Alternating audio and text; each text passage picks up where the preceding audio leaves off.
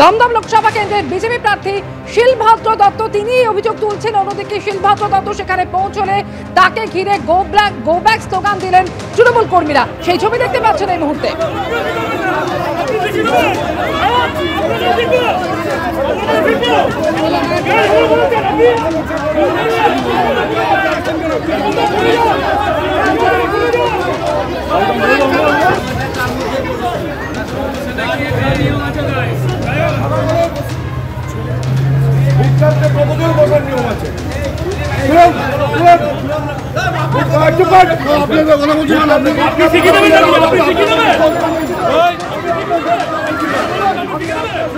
Booth ক্যাম্পে ভরে বসে রয়েছে, এত লোক বুথ ক্যাম্পে কোথায়? সরকারি নিয়ম কি এত লোক বসার নাকি?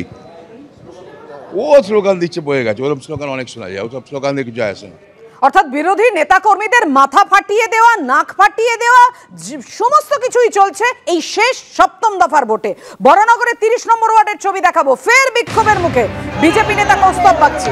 দেখুন, হ্যান্ডবুক পাওয়া যায়, গুগল করো, হ্যান্ডবুক পাওয়া যায়। আরে আমাদের হ্যান্ডবুক দিতে পারবেন, আপনি করতেও পারবেন না। যাই হোক, আপনি খেলতে পারবেন তো? বুঝতে পারছি। ওই জন্য বললাম যেটুকু নানু ওটুকু করতে করছি। আপনি আমাকে শেখাবেন? আমি আমার এজেন্টের সাথে 100 বার কানে কানে ঘুষ ঘুষ করে যেন সব ব্যাপার কথা বলবো। আপনি কেন ঘুরে প্রভাবিত করছেন এলাকাতে? এই এলাকাটা প্রভাবিত হচ্ছে এখানে।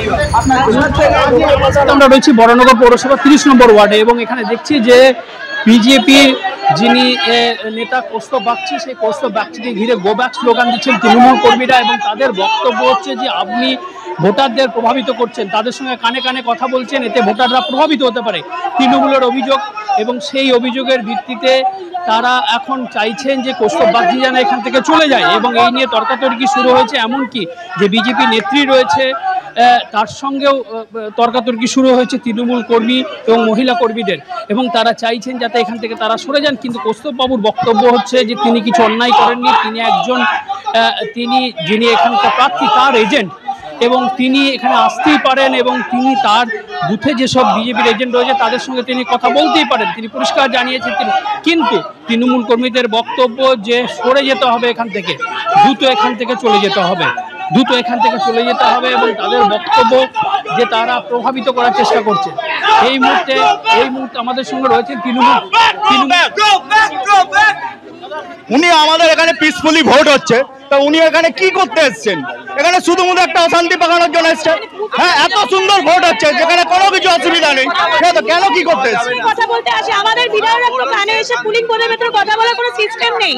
আমরাও তো এত বছর ভোট করছি, বুথের ভেতরে কি করে কানে কানে কথা বলা হয়? উনি বুথের মধ্যে ঢুকে প্রভাবিত করবেন কেন?